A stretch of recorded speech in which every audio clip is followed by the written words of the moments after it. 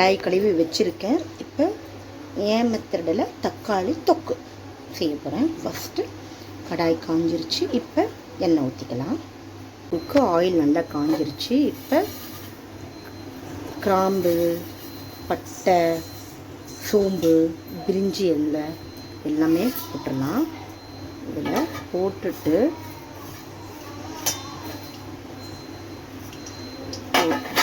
காஞ்சாலும் அதுக்கப்புறம் நம்ம எல்லாமே போட்டுடலாம்.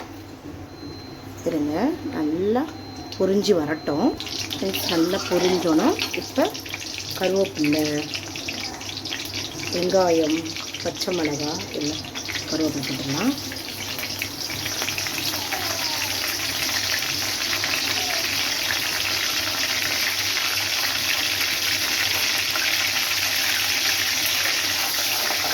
பொரிஞ்சிச்சு.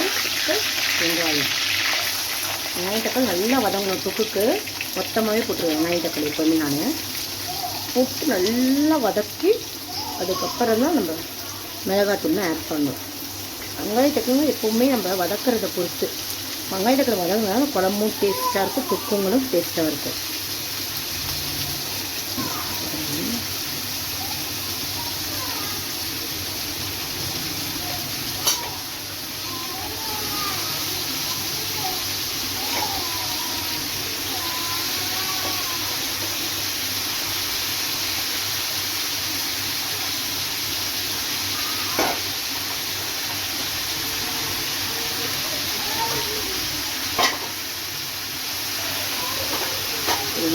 கை ஹேண்ட் வாஷ் பண்ணிக்கிறேன்.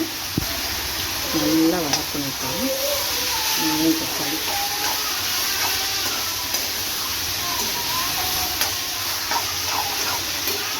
நல்லா வதக்கிறதுக்கு முன்னாடி இப்போ உப்பு மஞ்சள் தூள் பாருங்க. நல்லா கல்லுப்பு போட்டாச்சு, மஞ்சத்தூள் போட்டாச்சு. இந்த நல்லா கொஞ்சம் வதங்கட்டும். அப்புறம் நம்ம பூண்டை தட்டி போட்டுக்கலாம். பூண்டை தட்டி போட்டால் நல்லாயிருக்கும் தக்காளி சாப்பாடு. நல்லா வதங்கணுங்க. ஆயில் நிறைய ஊற்றிக்கோங்க. அதான் நல்லாயிருக்கும். தக்காளி தொக்குள்ள நல்லா கெட்டு போகாமல் நல்லாயிருக்கும். இந்த ஸ்டேஜில் பூண்டை தட்டி போட்டுக்கலாம். பாருங்கள், பூண்டை தட்டி போட்டாச்சு.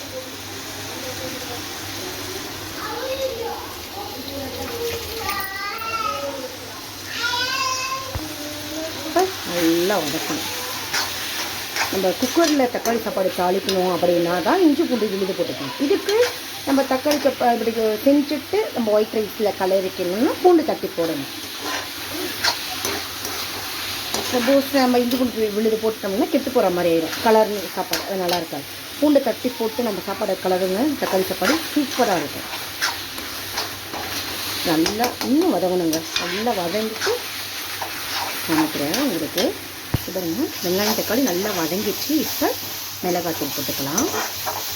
ஒரு மிளகாத்தூள் போட்டுக்கலாம், வீட்டு மிளகாத்தூள் போட்டுக்கலாம். ஒரு மிளகாத்தூள் மோஸ்ட்லி ரொம்ப சேர்க்கக்கூடாது. அப்படியே போட்டால் கொஞ்சம் போட்டுக்கலாம். அந்த கேப்பில் நான் அதுக்குள்ளே சாமான் எல்லாம் விளக்கிட்டேன். வதங்கிடுச்சு. மிளகாத்தூள் போட்டுக்கலாம்.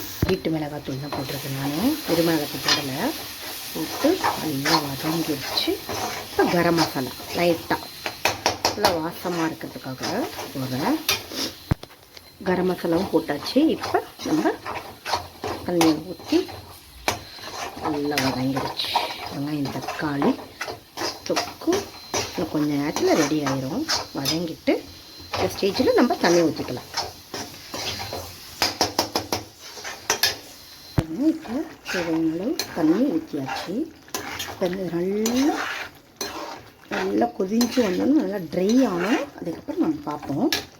பாருங்க, தக்காளி தொக்கு நல்ல செமி கிரேவி ரெடி ஆயிடுச்சு. இப்போ கொத்தமல்லி போட்டு ஒரு கலக்கிடுவோம்.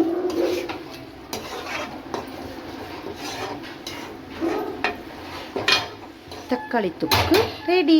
இந்த வீடியோ உங்களுக்கு பிடிச்சிருந்தா லைக் பண்ணி, ஷேர் பண்ணி, கமெண்ட் பண்ணி, சப்ஸ்கிரைப் பண்ணுங்க.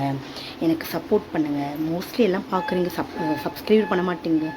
ஃப்ரெண்ட்ஸ் எல்லாமே எனக்கு சப்போர்ட் பண்ணுங்கள். பாய்.